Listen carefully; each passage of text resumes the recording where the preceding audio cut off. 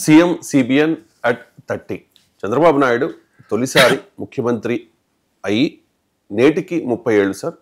September 1, 1995 ఆయన మొదటిసారి ముఖ్యమంత్రిగా ప్రమాణ స్వీకారం చేశారు. సో సిబిఎన్ విశిష్టత ఏంటి అండ్ రాజకీయాల్లోనూ పాలనలోనూ ఆయన ప్రత్యేకత ఏంటి సార్? ఒకటి, ఆయన ఈరోజు భారతదేశంలో ఉన్న హైయెస్ట్ పొలిటికల్ స్టేచర్ ఉన్న ముఖ్యమంత్రి.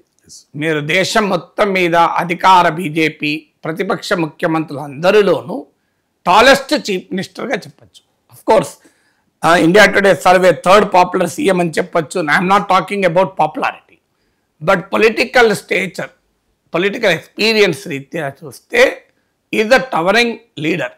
భారతదేశం మొత్తం మంది ముఖ్యమంత్రుల్లో కూడా హైయెస్ట్ పొలిటికల్ స్టేచర్ ఉన్న ముఖ్యమంత్రి. ఎందుకంటే 30 ఏళ్ల క్రితమే చీఫ్ మినిస్టర్ అయ్యాడు. ఇది మొదటిది. రెండవది, సాధారణంగా ముఖ్యమంత్రులకు రాష్ట్ర స్థాయి ప్రాధాన్యత సిగ్నిఫికెన్స్ ఉంటుంది. ఇప్పుడు జగన్కు ఆంధ్రప్రదేశ్ దాటితే ప్రాధాన్యత ఏం లేదు. కానీ సహజంగా సీఎంలకు అలాంటి అవకాశం కూడా రాదు.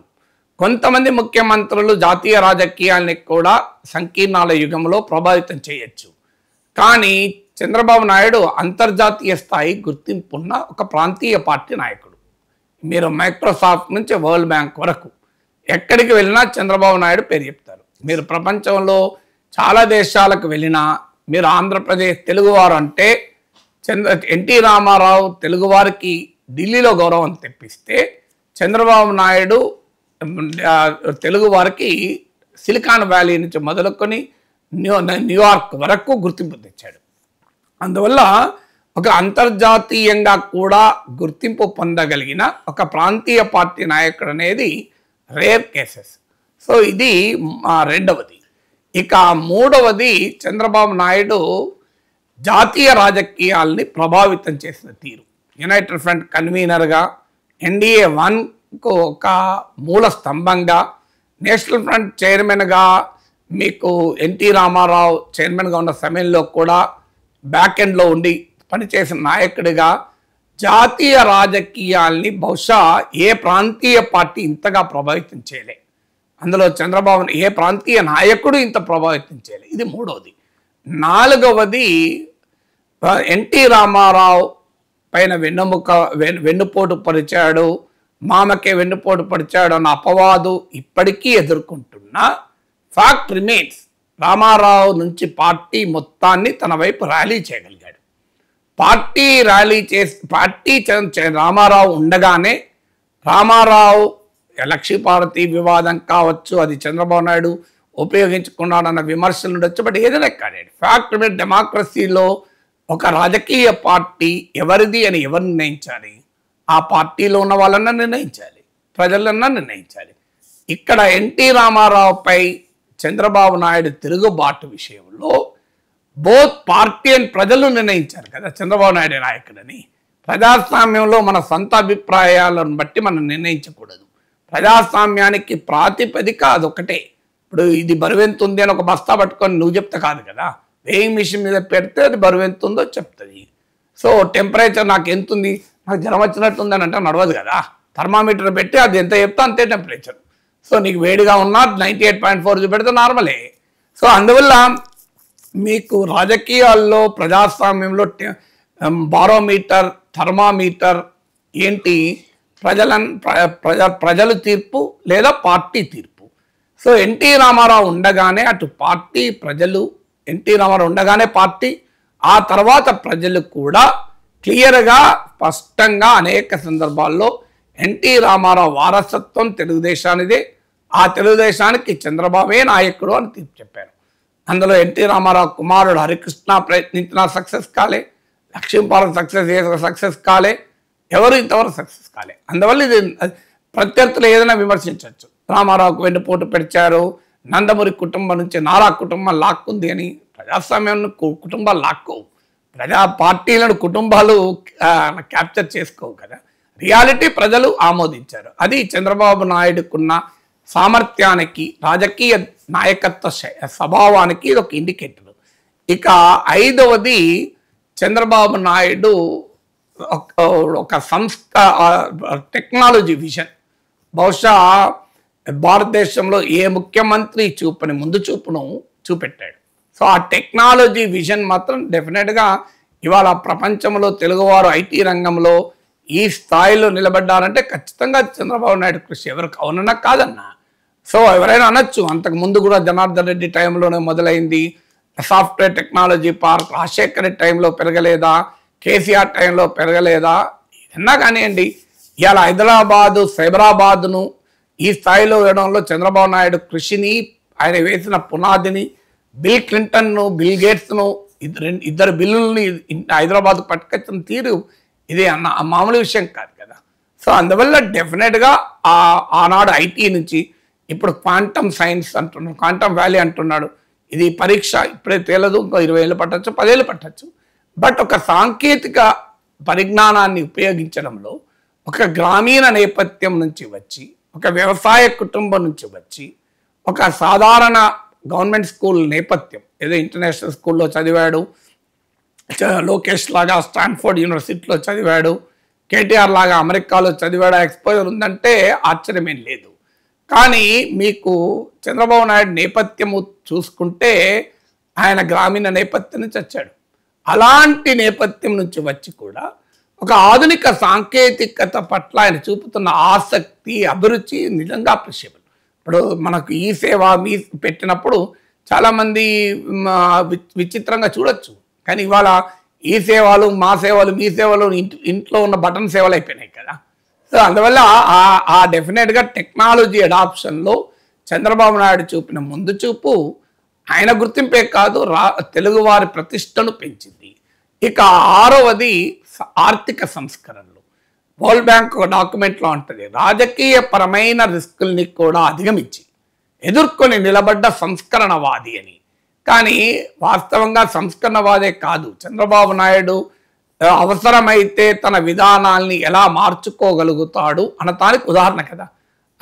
అసలు ఉచిత విద్యుత్తు ఇస్తే కరెంటు తీగల పైన బట్టలారేసుకునే పరిస్థితి వస్తుంది అన్న చంద్రబాబు నాయుడు సూపర్ సి తమిళ్లో ఎలా ఉంది అని అడుగుతున్నాడంటే రాజకీయ పరిస్థితుల పట్ల ఎలా అడాప్ట్ అవుతాడు. పాజిటివ్గా చూస్తే ఇది పొలిటికల్ అడాప్టబిలిటీ, సర్వైవల్ ఇన్స్టింక్ట్స్, అలాగే పొలిటికల్ ఫ్లెక్సిబిలిటీ, పొలిటికల్ ప్రాగ్మాటిజం అంటారు. నెగటివ్గా చూస్తే చూడు అవకాశవాది. నిన్నదాకా తన ప్లేన్ స్పీకింగ్ అనే తన పుస్తకంలో సంస్కరణల గురించి ఎంత చెప్పాడు, ఇప్పుడు ఏం చేస్తున్నాడు, అసలు తన బ్రాండ్ ఆఫ్ పాలిటిక్సే కానీ సంక్షేమాన్ని ఎత్తుకున్నాడు విమర్శించవచ్చు. మనము చూసే దృక్కోణము నుంచి విశ్లేషణ ఉంటుంది. బట్ ఫ్యాక్ట్ రిమైన్స్, ఈ could simply move from reforms to welfare. Welfare move కావడమే కాదు, 2009లో ఒప్పించలేకపోయాడు ప్రజల్ని, కానీ 2024లో ఒప్పించాడు కూడా కదా. 2024, 2019లో కూడా, 2014లో కూడా సంస్కరణల సంక్షేమంతో ఒప్పించలే. ఆ రోజు రాష్ట్ర విభజనకున్న ప్రత్యేక పరిస్థితుల్లో ఒప్పించాడు. కానీ 2024 అయితే జగన్మోహన్ రెడ్డి సంక్షేమాన్ని మించిన సంక్షేమం చేస్తానని ప్రజల్ని తప్పించగలిగాడు కదా. సో అందువల్ల సంస్కరణ నుంచి సంక్షేమం వరకు political adaptability, policy adaptability Chandrababu నాయుడుకున్న ప్రత్యేకత. మీకు సర్వైవల్ ఇన్స్టింక్ట్స్ అంటారు. డార్విన్ థియరీ ఆఫ్ ఎవల్యూషన్ ఏం చెప్తుంది? ఎవరైతే పరిస్థితులకు అనుగుణంగా మారుతూ ఉన్న జీవి సర్వైవ్ అవుతాడు. ఇలా చంద్రబాబు నాయుడు 30 ఏళ్ల కింద సీఎం అయ్యాడని మనం మాట్లాడుకుంటున్నామంటే he has perfectly proven the theory, Darwin's theory of evolution in politics కదా. సో తాను సర్వైవ్ కావడానికే కావచ్చు, ప్రజాస్వామ్యంలో సర్వైవ్ కావడానికి కూడా నా రిఫార్మ్స్ పనిచేయవు, ప్రజలకు వెల్ఫేర్ కావాల్సిందే అనుకున్నప్పుడు మారిపోయాడు కదా. అది అవకాశవాదం అనొచ్చు, సర్వైవల్ ఇన్స్టింక్ట్ అనొచ్చు, పొలిటికల్ ప్రాగ్మాటిజం అనొచ్చు. But he has changed. So అది 6వది. 7వది మిత్రపక్షాలు. ఇక్కడ కూడా మళ్ళీ సేమ్ విమర్శ రావచ్చు. చూడు, రాజకీయ నరేంద్ర మోడీయే విమర్శించాడు కదా, ఆప్ సీనియర్ హై ముజే ఆ బదల్నేమే అని అంటాడు. మీరు పార్టీల్ని, మిత్రుల్ని మార్చుకోవడంలో ఒకరోజు ఒడిలో ఉంటారు, ఒకరోజు తిడతారు, ఇవన్నీ ప్రత్యర్థులు ఏమైనా అనొచ్చు. బట్ చంద్రబాబు నాయుడు విమర్శ కూడా ఉండొచ్చు. ఆయన పొత్తులు లేకుండా, మిత్రపక్షాలు లేకుండా గెలిచిన సందర్భమే లేదు అని, అది నిజమే. కానీ అదే సమయంలో Chandrababu Naidu fact remains political అలయన్సెస్ను అటు నుంచి ఇటు షిఫ్ట్ చేస్తూ ఎన్నికల్లో అయితే విజయం సాధిస్తున్నాడు కదా. అల్టిమేట్లీ యువర్ స్ట్రాటజిస్ట్గా మాత్రం తన అబిలిటీని నిరూపించుకుంటున్నాడు. అలా పాలసీస్నే కాదు పార్టీలను కూడా అవసరానికి తగ్గట్టుగా మార్చుకోగలిగిన ఒక అడాప్టబిలిటీ, ఫ్లెక్సిబిలిటీ అనేది చంద్రబాబు నాయుడు ప్రత్యేకత. 8వది తన ఓన్ మిస్టేక్స్ నుంచి తాను నేర్చుకోవడం, ఇది కూడా చంద్రబాబు నాయుడు ప్రత్యేకత. సో 2004లో గట్టిగా సంస్కరణకు నిలబడ్డాడు. రాజశేఖర రెడ్డి సంక్షేమ దెబ్బకు కింద ఓడిపోయాడు. But he has learned that అయి సంస్కరణలు ఒక్కటే పనిచేయవు. సో మనం ప్రజలకు సంక్షేమం కూడా అనకపోతే ఓట్లు పడవు. నేర్చుకొని తన పాలసీస్ మార్చుకున్నాడు. 2009లోనే డైరెక్ట్ బెనిఫిట్ ట్రాన్స్ఫర్ అని ప్రతి ఒక్కరికి 2000 రూపాయల అకౌంట్లో వేస్తాను మొదలుపెట్టాడు. అప్పుడు ప్రజలు నమ్మలే. 2014కి వచ్చారు ఉచిత విద్యుత్ అని మాట్లాడాడు, ప్రజలు నమ్మలే. ప్రజలు నమ్మారు. అప్పుడు 2024కి వచ్చేవరకు అయితే ఫుల్ డోస్ ఆఫ్ వెల్ఫేర్ అని మొదలొచ్చాడు కదా. సో ఇవాళ పేపర్లో మీరు టీవీలో అడ్వర్టైజ్మెంట్ చూడండి, ఆర్థిక సంస్కరణల మార్గదర్శి చంద్రబాబు అని అంటారా? అడ్వర్టైజ్మెంట్ ఏముంటుంది? నాన్న కాలేజీకి వెళ్ళాలి, బస్ ఛార్జెస్ నాన్న, తల్లి ఇవాళ ఊకో తల్లి కాలేజీకు అని అసలు అడ్వర్టైజ్మెంట్లు. So what does that indicate? So తన వెల్ఫేర్ బ్రాండ్ని వాళ్ళ చంద్రబాబు నాయుడు విపరీతంగా ప్రజెంట్ చేసుకుంటున్నాడు. తన రిఫార్మ్ బ్రాండ్ వదిలేశాడు. తన సంపద సృష్టి బ్రాండ్ ఉపన్యాసాలకి పరిమితమైంది, అడ్వర్టైజ్మెంట్లో లేదు, మీరు గమనించండి. సో అందువల్ల తన ఫెయిల్యూర్ నుంచి నేర్చుకుంటాడు. 2018లో బీజేపీ నుంచి దూరం అయ్యాడు. చాలామంది మిత్రులు నాకు సలహా ఇచ్చారు, ఇది రాంగ్ డిసిషను, మీరు ఏదో మోడీ ఓడిపోతాడని అంచనాతో వస్తున్నారు, ఇది స్ట్రాటజికల్లీ రాంగ్ డిసిషన్ అని. కానీ చంద్రబాబు నాయుడు అప్పుడు ఎవరికి వినకుండా మోడీ పట్ల వ్యతిరేకత వస్తుంది, ఓడిపోతాడని చెప్పి ధర్మ పోరాట దీక్షలు చేశాడు, రాహుల్ గాంధీ పక్కన నిలబడ్డాడు, ఇవన్నీ చేశాడు.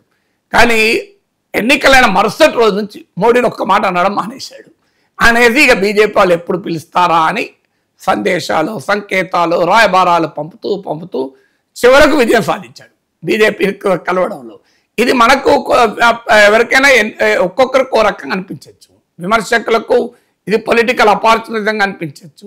ఆయన సమర్థించే వారికి చూడు తన ఫెయిల్యూర్ నుంచి, మిస్టేక్స్ నుంచి ఎలా నేర్చుకుంటున్నాడు అన్నది అని ఉండొచ్చు. 9వది అతను ఆటుపోట్లను ఎదుర్కొన్న తీరు. వర్స్ట్ టైమ్స్ను కూడా చాలా ధైర్యంగా ఎదుర్కోవడం అనేది ప్రత్యేకత. అసెంబ్లీలో తనకన్నా చిన్నవాడు, తాను రాజకీయాల్లో తన సమకాలీకుడైన రాజశేఖర రెడ్డి కొడుకు నిరంతరం అవమానిస్తున్న అసెంబ్లీలో నిలబడ్డాడు. ఇలా జగన్మోహన్ రెడ్డి అసెంబ్లీలో నిలబడలేకపోతున్నాడు. చంద్రబాబు నాయుడు దాడి చేస్తాడు, తెలుగుదేశం దాడి చేస్తాడని చెప్పి జగన్మోహన్ రెడ్డి అసెంబ్లీకి రానంటున్నాడు. కానీ చంద్రబాబు నాయుడు 23 మంది ఎమ్మెల్యేలకు నాయకుడిగా, ఉమ్మడి రాష్ట్ర ముఖ్యమంత్రిగా 9 ఏళ్ళుండి, విభజిత రాష్ట్ర ముఖ్యమంత్రిగా 5 ఏళ్ళుండి, జాతీయ స్థాయిలో యునైటెడ్ ఫ్రంట్ ఎన్డీఏ ప్రభుత్వాలను చక్రం తిప్పిన ఒక రాజకీయ అనుభవం ఉన్న నాయకుడు జగన్మోహన్ రెడ్డి ముందు నిలబడి ప్రతిపక్ష నాయకుడిగా అధ్యక్ష అని అడిగినాడు కదా. అది ఆ రకమైన ఆటుపోట్లను, అవమానాలని కూడా భరించాడు కనుక చివరకు ఆయన వ్యక్తిగతంగా కూడా అవమానించినప్పుడు కన్నీళ్ళు కూడా పెట్టుకొని గౌరవ సభ ఇది గౌరవ సభగా ఆయన రోజే వస్తానని ప్రతిజ్ఞ చేసి తిరిగి అసెంబ్లీకి రాగలిగాడు కదా. సో అందువల్ల అదొక తీవ్రమైన ఆటుపోటు. అలాగే 2004లో రాజశేఖర రెడ్డి ప్రభంజనంలో అడ్రస్ లేకుండా పోయినా కూడా 10 ఏళ్ల పాటు ప్రతిపక్ష నేతగా నిలబడడం, 2014లో మళ్ళీ అవకాశం వచ్చింది, మళ్ళీ ముఖ్యమంత్రి కాగలిగాడు. అన్నిటికన్నా మించి తెలంగాణ ఉద్యమ సమయంలో కూడా మీరు గమనించండి, తెలుగుదేశము చంద్రబాబు నాయుడు ఎదుర్కొన్నంత దాడిని ఇంకెవరు ఎదుర్కోలే. ఆ దాన్ని కూడా అధిగమించగలిగాడు. అంటే ఇలా తనకుండే సవాళ్లను, ఆటుపోట్లను, ఛాలెంజెస్ను ఎదుర్కొనేటువంటి సామర్థ్యము చంద్రబాబు నాయుడుది. 10వది ఒక రాజకీయ పార్టీని ఎన్టీ రామారావు నాయకుడిగా ఉన్న నిర్మించిన దాంట్లో చంద్రబాబు నాయుడు కీలక పాత్ర.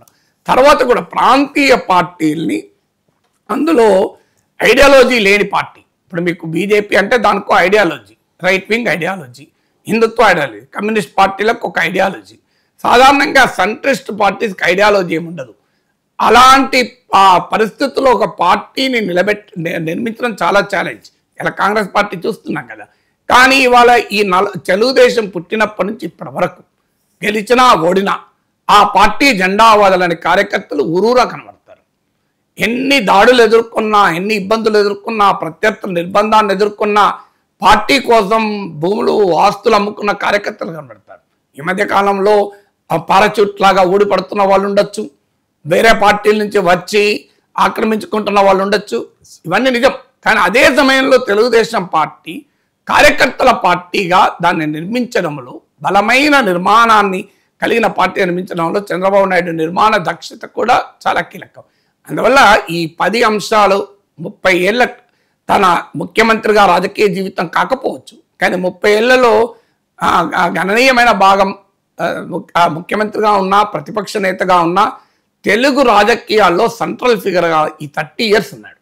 Weather as the chief minister or as the leader of the opposition. So అది ఆయన ప్రత్యేకత.